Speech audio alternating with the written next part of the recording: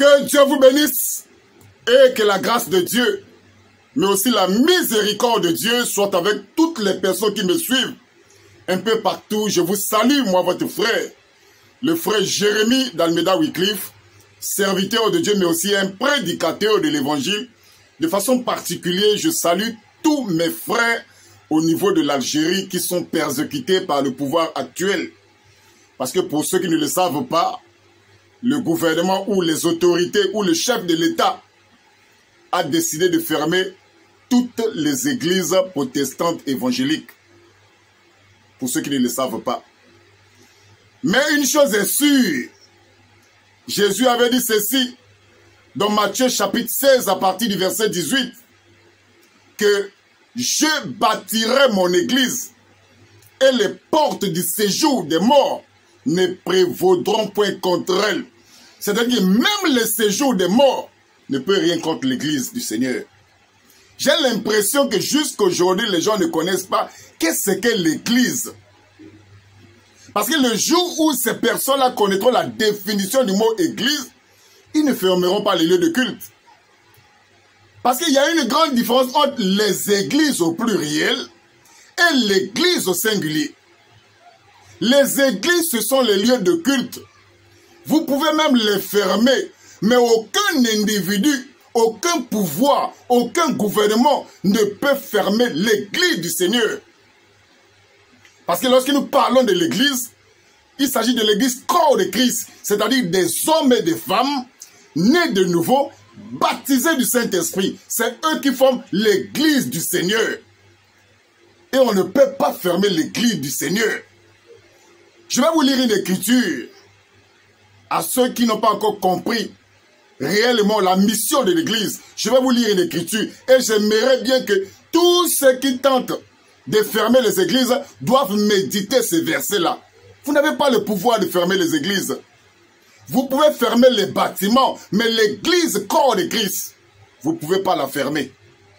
Il est écrit ceci dans Actes chapitre 5, à partir du verset 38. Je vais lire ce passage-là pour vous faire comprendre que celui qui s'attaque à l'église de Jésus-Christ s'attaque à Dieu lui-même.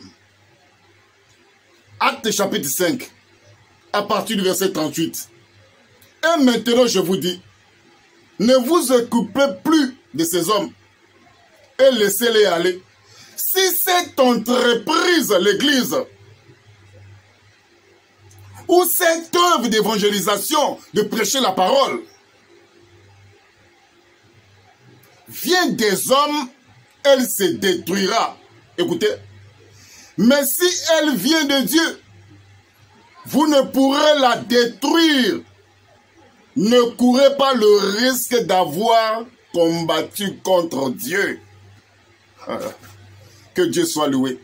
C'est pour ça qu'on peut fermer les bâtiments, mais on ne peut pas fermer l'église parce que les gens continueront à se réunir même dans les maisons.